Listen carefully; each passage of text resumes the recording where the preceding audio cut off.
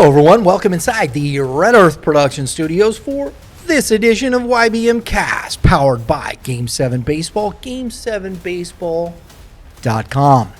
Go check out the wrap-up show. We're talking about the All-Star Showcase, the fun stuff that's going to be happening this week. This weekend out at the WAC. It's a great event that Game 7's doing. It's just about fun. They handed out these all-star bag tags to all these players.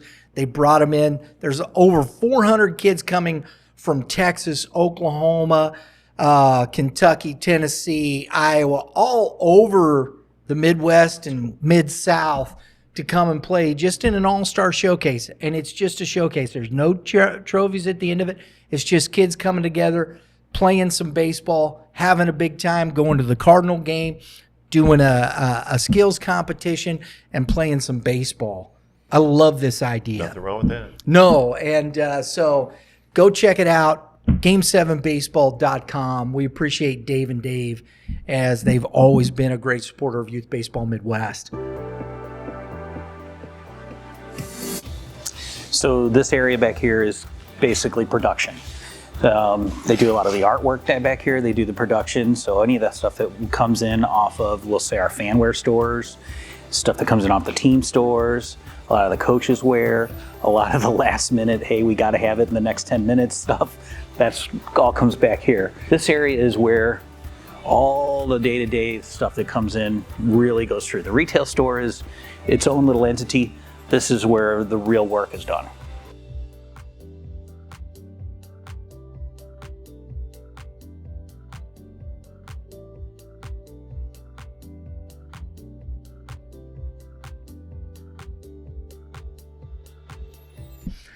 Today we got some Legion baseball talk. We're in it, man. We're going. We're heading to Blue Springs. We're gonna make a quick stop on Saturday. Championship game, AA at a great venue, UCM, nice. right? Oh yeah, And I've got Ben Ruck from Eureka Post 177 joining me on the show today. Going to be talking some baseball. Thanks for coming in. Hey, thank you for having me. It's great to be here. Yeah, man. We've talked a few different times and just haven't been able to connect. Glad you got to come. I love it when the guys can get in the studio. Yeah, I definitely want to make the trip out here and have a seat. And, I think I think it's really spurred me is just obviously watching the shows every week. And then also seeing you at the All-Star game. That was awesome down at Busch Stadium. Oh, man. It was a fantastic time. Not only watching our players from our varsity squad, but the rest of the players in the area, both in Missouri and Illinois. So it was a really good time. It's Ordain. Yep, Oliver Orendane and Orendane. There it is. I know I'm going to mess up. Ty Monk, yeah. So and Ty Monk, yeah. And Oliver played great center field. He had a good game. Yeah, he did. He had a great game, and I think I about lost the breath when I watched him collide into the I think it was the second baseman. Yes. And I was just like, and they both bounced up, and I was like, yes, everybody's okay. And because I was like, oh man. So because everybody has a role playing on a team, but he's a solid contributor, really great kid, and I didn't want to see him or the gentleman that crashed into him in the outfield get hurt, especially at that point in time, and especially with playoffs and everything coming up. Yeah, man, and he has been a key contributor. We're going to get to that, but we're going to start with the AA. Coach Ruck is a AA coach. That is not AA in the sense of a lesser. It's juniors. It's age differential. I always put it this way. It starts, I would say 17U, AA, junior. You can use any of those terminologies, right? Yeah. There you go. We use about all of them. So, we're not quite as big, but we're not small. We're right in the middle. We're part of still the development of the players and still, just getting ready for varsity. Yeah. You played some of these teams, didn't you? Yes. That's Sedalia squad, 38-8. Yeah, so they're a really good squad. I got to watch them play a little bit down in a Springfield tournament earlier on this year. Very solid squad. The Mule Club is, I haven't been able to see them in person, but just watching, as far as they're playing when they play Sedalia and everything, It seems to be a little bit of a back and forth matchup between those two teams, but both are really solid. This one young man, because he pitched against the Mule Club, they beat him in the twice to get to. I mean, the Mule Club won that game, got to that if necessary game because it's double elimination.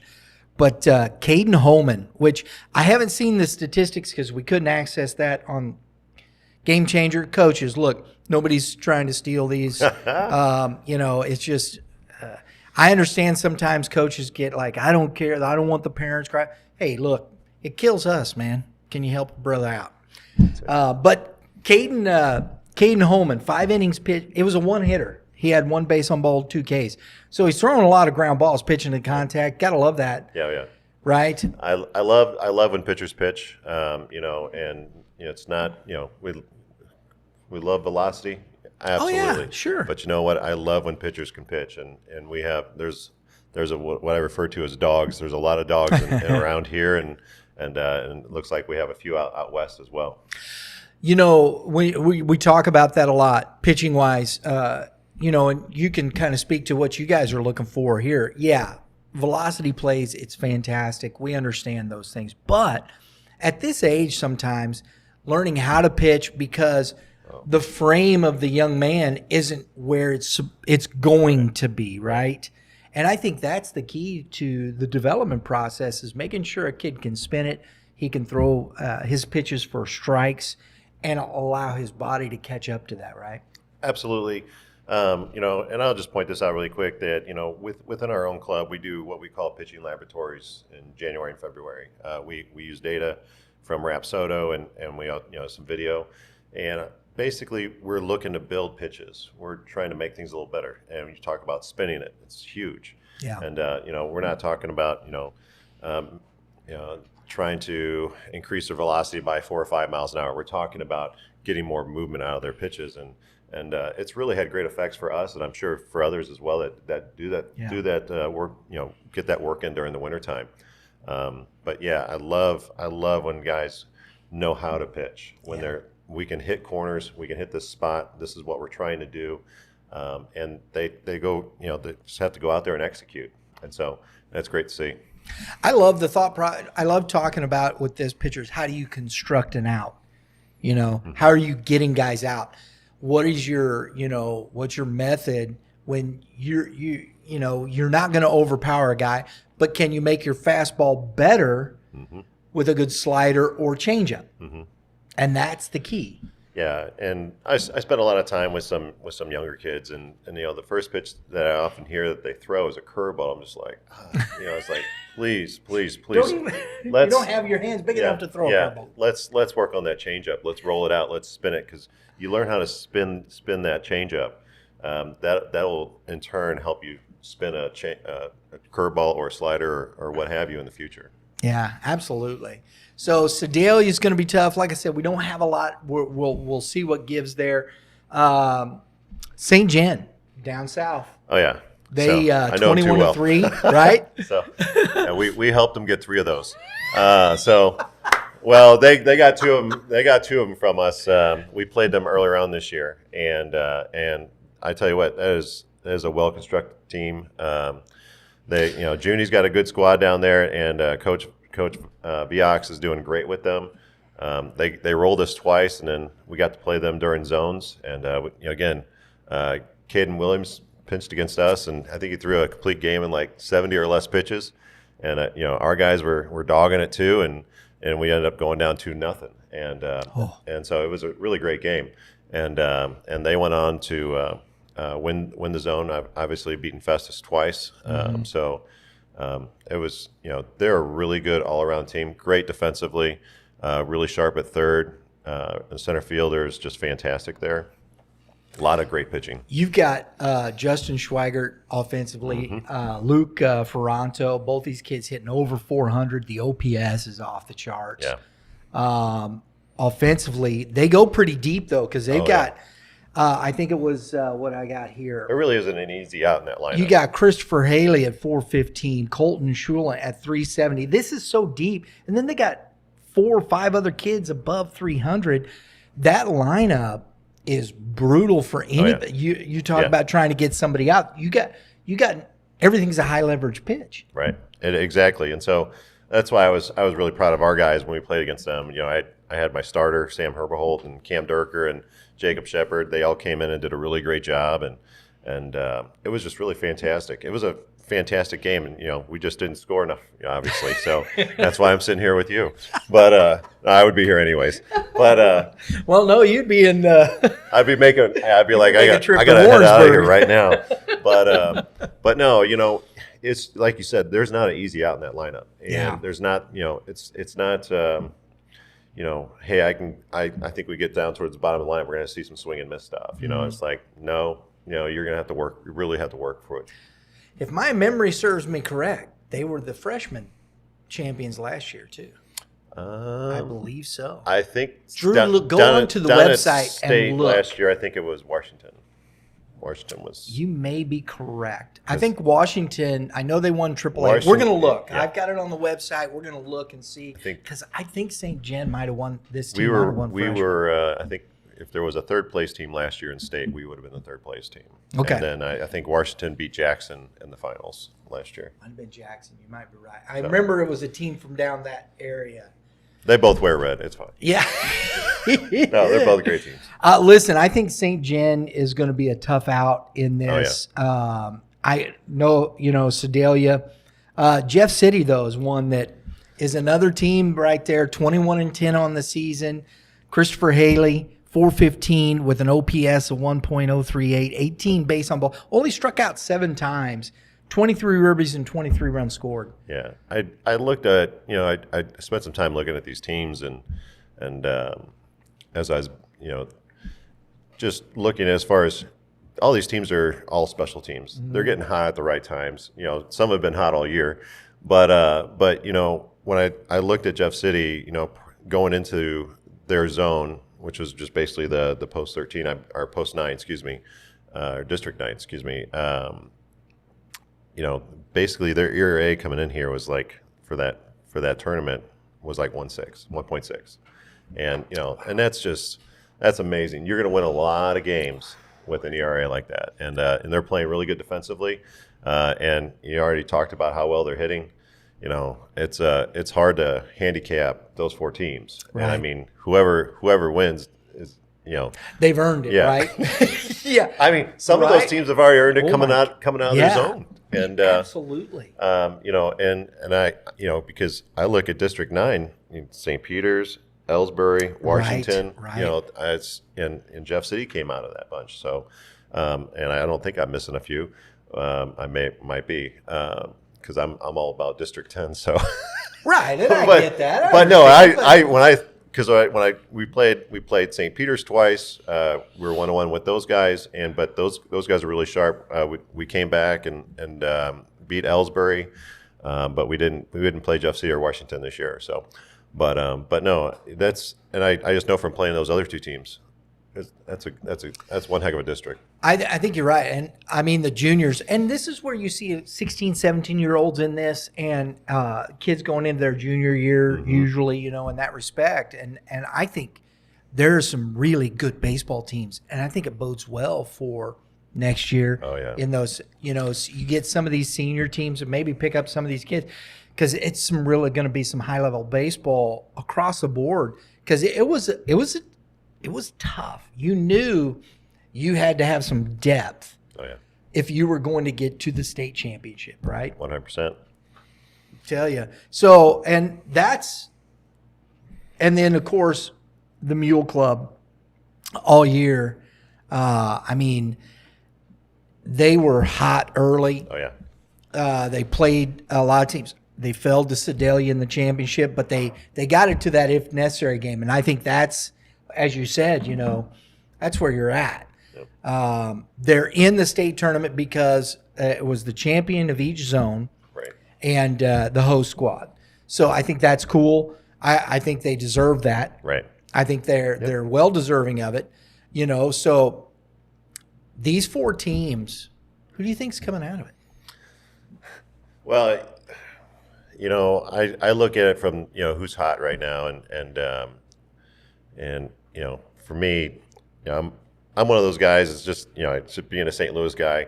Hey, if somebody beats my team, I'm always going to root for them. And so if I had to root for anybody, I'm rooting for St. Gen, and I think they have a really great chance coming out because again, up and down the lineup, tough outs.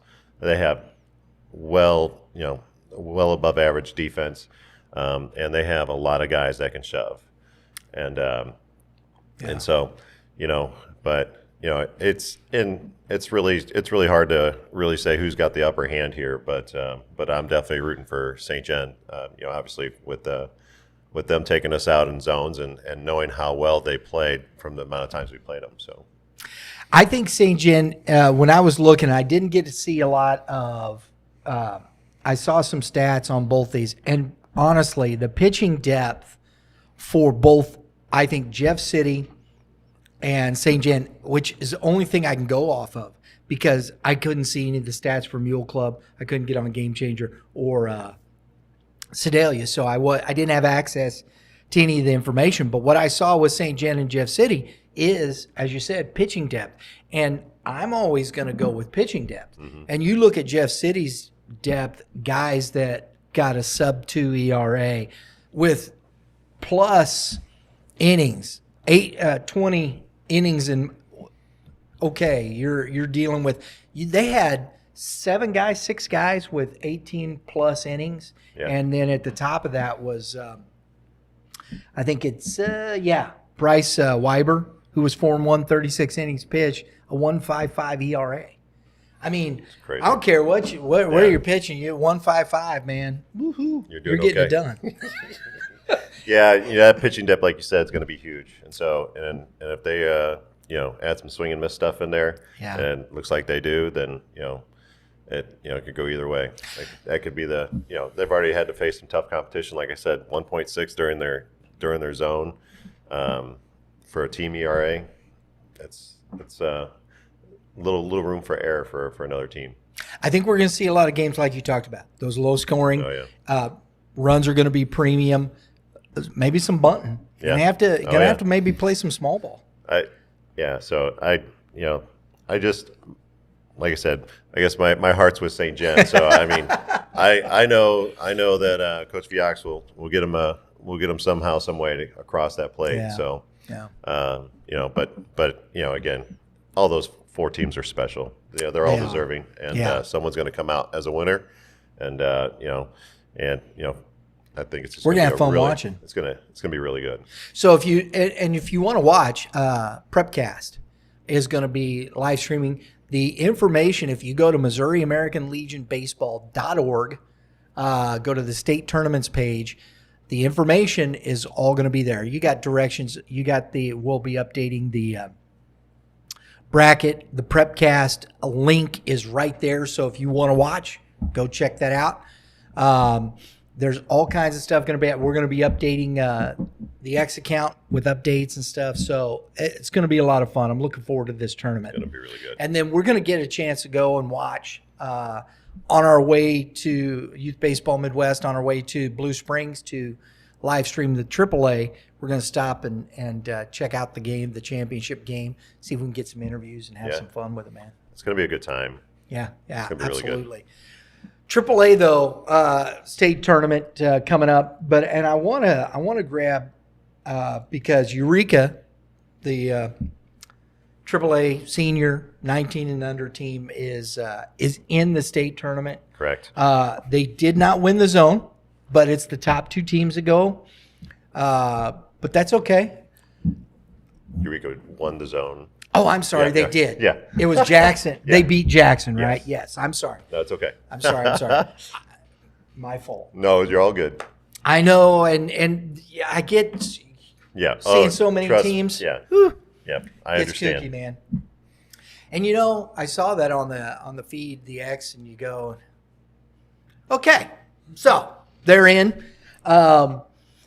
Also with Ellsbury, Moberly, Jackson, and Oak Grove. Jackson was the 3rd place team last year in state. Ellsbury's the juggernaut. Oak Grove is back for a 2nd year. And the surprise for me is Lee Summit. Right.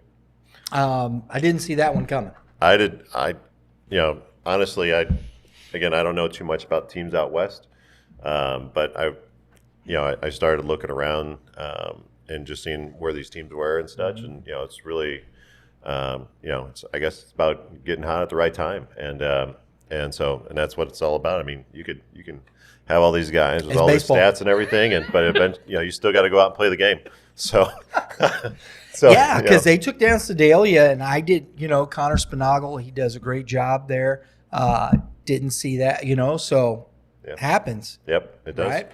So, But so what are we talking about here with this Eureka squad? You got first, eyeballs on. What do you think? So I really, this team is doing well in many areas. I really like how they run the bases very fast. Pitching's been, we were, I think, coming in a little light on pitching when we came into this year. It's really picked up for us. We have a good set of guys to come in and throw strikes and get guys out. We have pretty decent defense behind them. But I think probably one of our main strengths is our bats. We have, and it's one of those things where it's just not this guy or that guy. There's a lot of guys in that lineup that can get the job done. And, it's no one's really kind of grabbed that big title of being the dude. It's just kind of like they just hand it around to each other. And, it's, hey, why don't you have a good game? Why don't you, Go ahead and have a day. Why don't you take over? Okay. Yeah, it's all right. We're, you know what? It's your turn. You're out. And so they've really done a great job of, it's not really worried about, so-and-so, if they don't get a hit, we're in big trouble. Or if they don't, they're good up and down the lineup. And they're not going to be easy outs. They'll put the ball in play, and they'll try to grind out at bats. And obviously, in this situation, they really need to. So, I got to give a shout out to a couple dudes though. Brett Barnett, 403-560-516. That's a pretty good slash line. yeah, Brett is a very special player. Swings from the left side, plays right on the field, plays second base for us mostly. We're still trying to find him a home. For some JUCO action, so I hope we end up finding him a landing spot because really good kid, solid kid, and wow, he's really contributed tremendously to us this year. So big part That's of our awesome. lineup. And he's been sitting around the 2-hole all year. The All-Star, Oliver Orendane, which we spoke of him earlier, he's 381, 500, 547 doubles, a home run. He's got great speed, covers a lot of ground in the outfield, doesn't he? Oh yeah. So the ball goes in the air. There's a good chance he's going to be standing underneath it. Where doubles go to die. Yeah, that's right. So and again, unfortunately, I pushed him. He didn't go out and die that day, so that was good. But he is really special to watch on the bases. It's one of those guys. He gets on base, and it's like doesn't matter what you're going to do. He's going to take that next base. Yeah. You give him the opportunity, he's going to take it. And there's a couple other guys like him as well, but very special player. The last one here, Jackson Skaggs, 400, 529, 618. He's got 2 doubles, a triple, 2 home runs. Big. So these guys in this lineup, you got guys up and down, as you said, getting it done. But these guys at the top, they've been pretty consistent. Yeah, they've been pretty well. I think our season, for the AAA guys, probably started making that turning point. When we played Kirkwood and Jackson Skaggs, walked it off with a grand slam, which to be on the other side of that, probably not so much, but for them, I think that's what really got the steam going for them, and rallied behind that moment and really started moving things forward. Jackson's another young man that's looking for a place to call home. So again, he's looking for a JUCO opportunity also. Both are solid kids, play really hard. I tell you what, Jackson's got some speed. He can do a lot of different things in the infield and outfield. I understand because a lot of these kids, maybe even A+ students, and Yeah. it makes a big difference, when you start looking at that. But there's also NAIA baseball out there, and some of these kids, it's always interesting to me because I don't think we think about that as much. Right. But there's some really good NAIA programs around here. Just think about Missouri Baptist over there. Central Methodist. You got quite a few, and I think sometimes it gets overlooked a little bit. Sure.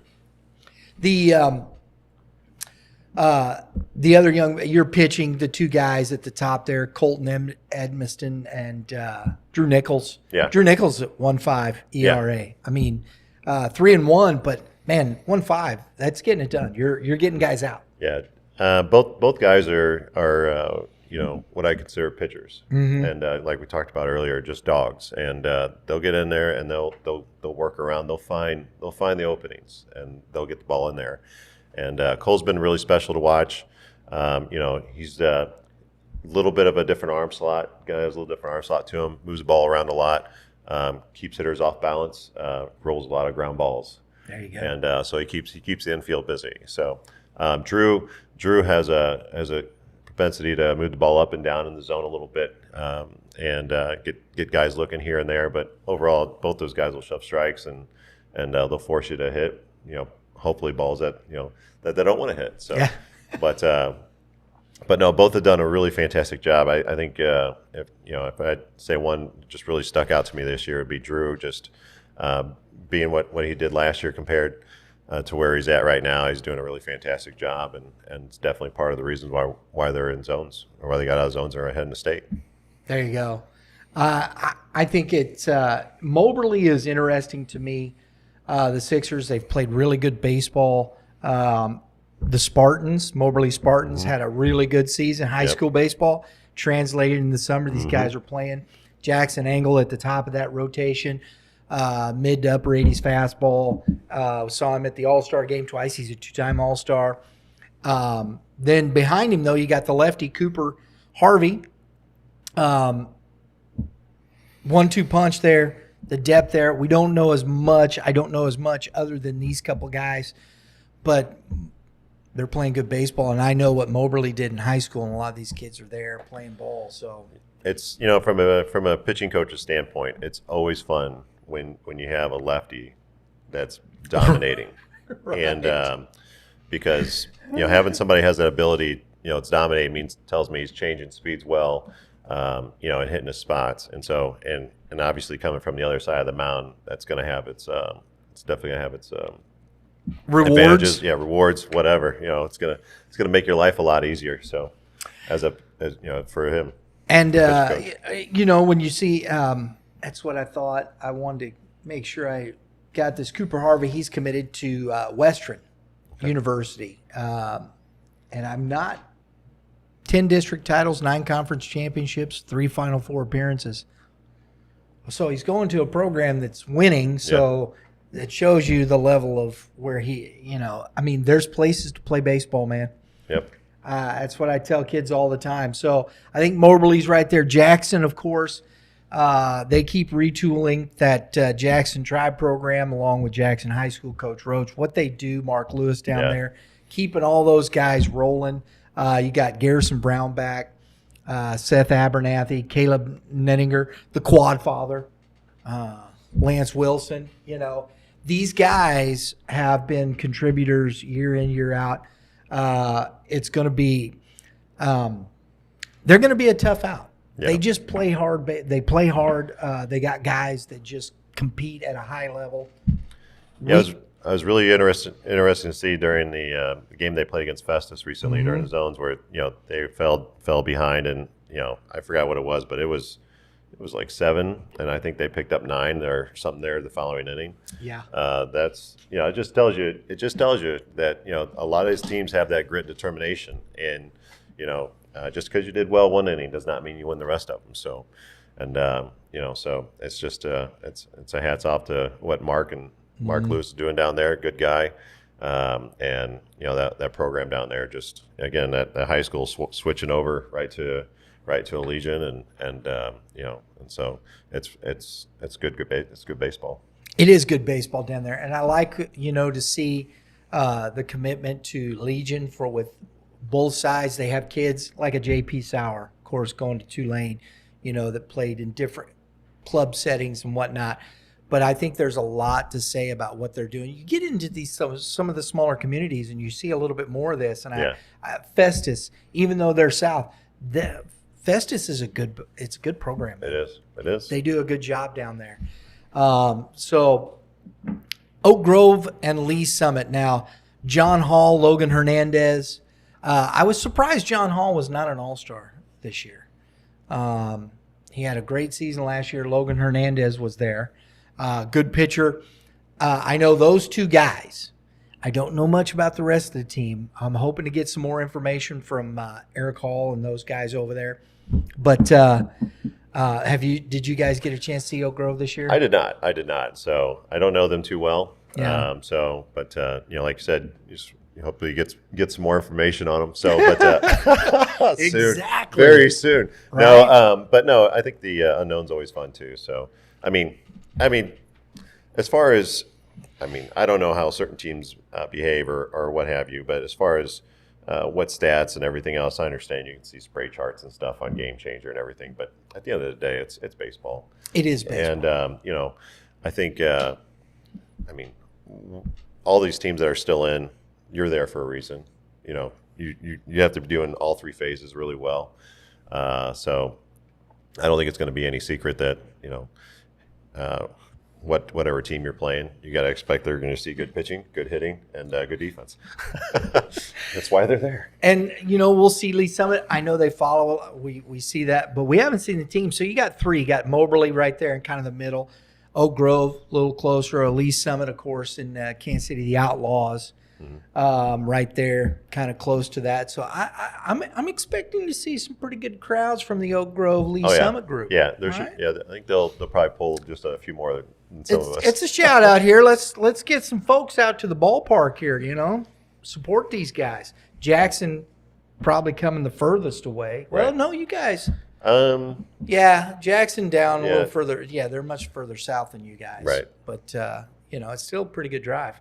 So. When is everybody leaving? Do you know? As far as I know, I believe. I think first game's on Saturday. Mm-hmm. So I'm guessing everyone's Sunday. Sunday. So I think everybody's heading out on Saturday. Get over there. So that's what we're doing. We're leaving Saturday morning and heading out. Get the caravan going. That's right.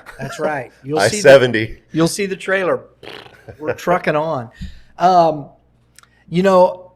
elephant in the room, in my opinion, though, is Ellsbury Post 226. 100%. Brady Creech, Cam Casso, Gavin Woodson, Avon Weaver, Jackson Ryder, and you could list guy after guy. Alex Kinney. I know I'm leaving a bunch of kids out. I know. This team's loaded. It's super loaded. And I from somebody that has to do scheduling and some conflicts here and there. Seeing that they played 42 games, that is, and they only lost 3, folks. That is a commitment. That is a commitment, not only from the players but from the families. I don't know if that's going to be something that's going to be. It might be as part of the program because I know their AA team played a lot of games, and if they keep up that momentum, they're going to keep creating more and more and more talented players out of that group because. What's the one thing that's holding players back? Reps and getting out and playing games, and those guys are getting it out there, and they got it, so 39-3, and so that tells me there's been no lulls. There's been I don't think they lost those 3 games in a row, but I think those were spread out. So and the opponents that they played, tournaments that they played in, these were. No cupcakes, and so that's a powerful team. And I'm saying if because it's we have to play the games on paper. Ellsbury is at the top there. Okay, right. I think Moberly's got pitching. Jackson, they're a gritty team, like I said, and I think Eureka's got talent up and down. But on paper, Ellsbury's right there. Okay. If they do, I think that team has I'm looking beyond that because the Mid-South Regional, and I want people to understand, the Mid-South Regional is in Washington, Missouri this year at Ronsick Park.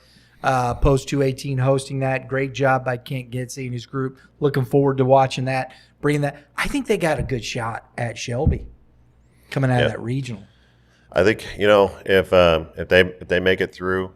If they make it through state and with the depth they have all the way around, everyone's you're 39-3.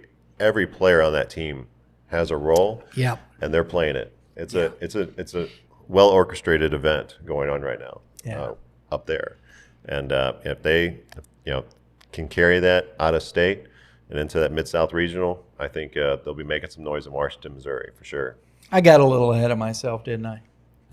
Hey, it happened. And people might go, "You can't do it." Yeah, I understand. If anybody, So if anybody from Ellsbury is watching this, don't let the kids watch this till later. Until after this gets done. Yeah, exactly. But exactly. all the games still have to be played. But again, from my perspective, as far as what Coach Baker's been able to do with Eureka, with the guys he has this year, and getting everybody to get on track and everything, and again getting hot at the right time. Yeah. You don't know, and I know they're always up for a challenge. As all it's one of those things. Everybody knows who you are. Not hiding that. Yeah, and so there's your uniform looks like it does, but you don't see that big red mark on the back, that target back there. So everyone's going to be shooting for them. So and going after them, and because there's no more And I'm sure halfway into the season, everybody saw the juggernaut that is Ellsbury. So but we play the games for a reason. And, so we'll see what happens. Well, I'll tell you, Ben, I want, as we close this out, I do want to get your thoughts, as we're heading into the last two big tournaments of the state. 2024, where do you see, where is American Legion Baseball in this landscape? You want to be part of a league of organization that has a lot of parity. Where I see us right now, and again, this is just the gains that we've seen from the number of teams in the state, but also the quality. And I agree. And there's, time over time, it's always been, oh well, these teams are always good, and these teams, you don't know. And but from what I'm seeing now is that most of the teams are really picking up steam. They're competitive. Oh yeah. And so for me, it's no longer a thing about parity. It's more about competitive parity. Because I like that. It's there's we were down Springfield. We played against St. Peter's. We beat them, and they came right back up, and we played them again. They beat us. And I think and both of them were, both those games were not close. We beat them well down in Springfield, and then they came back and said, okay, it's our turn, and so they did it to us. And so it speaks well that I don't know, something about the regional source of players from each area and playing against each other just seems to build it in a little bit more, has a little more juice to it, I guess. And there's a little more grit, a little more determination rather than just kind of showing up playing with these guys that you're put together with from this tryout or that tryout.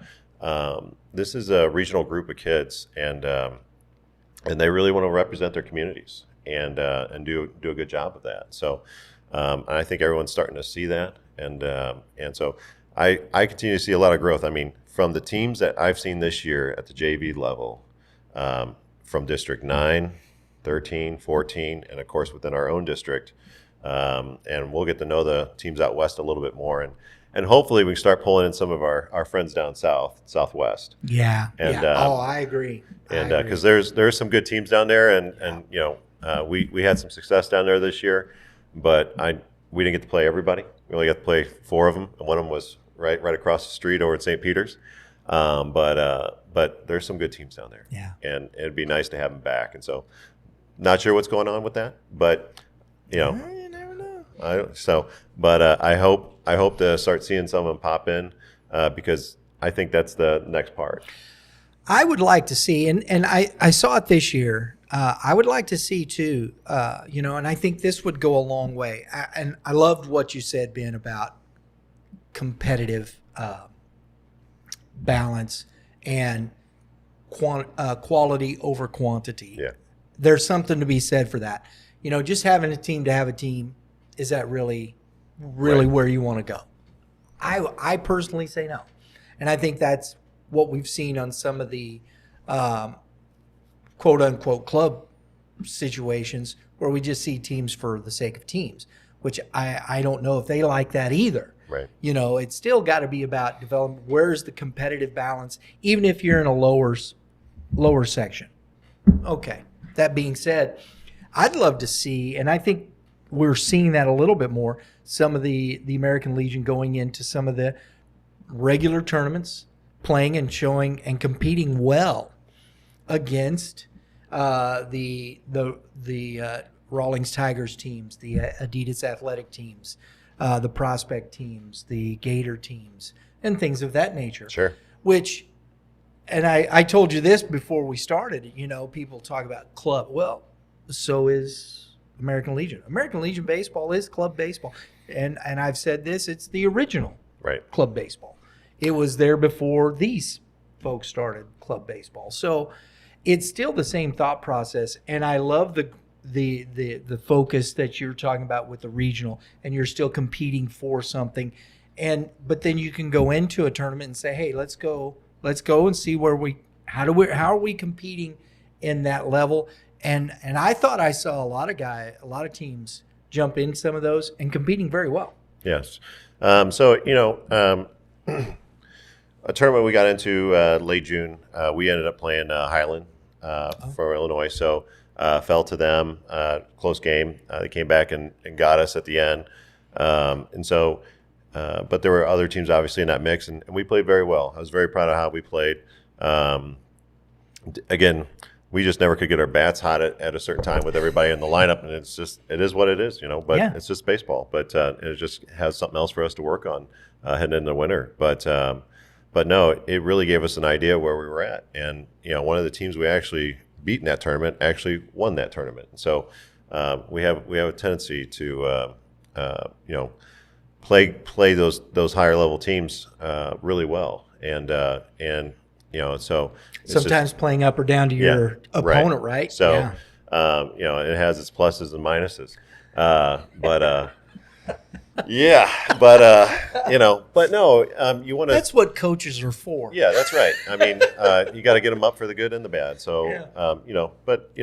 baseball is just a daily thing. For the way I kind of look at it is, hey, you're gonna win your wins, you're gonna lose your loses. Absolutely. You're gonna lose those games too. But the next day it doesn't matter. Yeah. And it got towards the end of the season this year, and one thing that I did that I wish I would have done this much sooner, because I've coached baseball for a long time. I'm not doing any after game talks anymore. I'm with you. Quit. Thank you. I quit. Thank you. Hey, because if we lose, if we win, it's kind of like, you're always trying to think, this is what I want to say, this is what we did well, this is what we need to work on. And then by the time you get done, you're like looking across your crowd. They're checked out, man. Boom. And I'm just like, They were checked out when they took a knee. yeah, right. And so I just like, hey, good job, or hey, we're gonna work on this, but we'll talk about that later. Let's get out of here. And Get them back to practice. When you get practice, you can talk about Right. those things. Honestly, win, lose, most of those kids are checked out. And I've watched that for years. I'm with you. Yeah. I see high school coaches do this. They walk these kids down and they talk to them for 20 minutes, and they're just like checked out. Yeah, some aren't, maybe. I'm sure there are some that may be paying attention. But for the most part, if you went to them 15 minutes later, what coach say at the end of the game? Which part? The part I was listening to, or the part I was thinking about what I was going to do when I get out of here? Yes. But no, it's one of those things you got to read the room, and you're just kind of looking at these guys. I'm like, I'm sure that they don't know what I'm talking about, and I don't even know what I'm talking about here towards the end. But at the end of the day, I told Miss when we finished up, I said, 'cause I love you guys, and I just want nothing but the best for you. Yeah. And so I said, let's not do any more after game talks. I'm done with the after game talks. They're probably like, yeah. Oh yeah. And I mean, normally I get about 4 or 5 nucks. Thanks, coach. Now everybody's lining up. It's like, man, this is great. We're out of here. It's like we get to get in bed by 12:30 tonight, and that's a 8 o'clock game. So it's not bad. Oh man. Ben, enjoyed the conversation, buddy. Great. I appreciate being here. Again, it's great. Come back. Yeah, I will, and it's great to be a part of this organization. And I look forward for years to come. We got to get down, and one of the things we want to do, with our winter workout tour, is we want to add some of the American Legion programs to what we do. You've seen those, right? I'm sure. And so we definitely have to get down. Yeah, definitely have you, stop by and see us and see what a pitching laboratory looks like and what we're trying to do. And it's just fun. It's all about the kids, honestly. Absolutely. Nobody cared about my win-loss record a long time ago. But no, it's fantastic. I love these guys. They're good. Very good. Folks, we appreciate you tuning in. We got some great stuff. Remember, the AA State Championship Tournament starts tomorrow morning from Warrensburg, Missouri. Go to the website, MissouriAmericanLegionBaseball.org. Go to the state tournaments page. All the links are there. Everything you need to make sure you see what you want to see. We'll be keep up with us. Follow Mo Legion Ball on X, on Instagram, Facebook, Missouri American Legion Baseball. All that kind of stuff. It's great. We're privileged as Youth Baseball Midwest, REP, to be part of this. We're going to be bringing you the pictures from the state. Watch on Youth Baseball Midwest right here. We'll be live streaming all day. 4 games, man. Boom, boom, boom. It's going to be awesome. Best of luck to everybody and safe travels. So big time. Absolutely. And I'm sure he's going to be pulling for his boys in the AAA State Championship. Just a little bit. There you go. And but until then, folks, everybody have a great day in the Lord. All you pitchers, you got some advice for pitchers? Finish. I like it. There you go. Finish your pitches. Execute. And hitters, hit them where they ain't. We'll see y'all next time.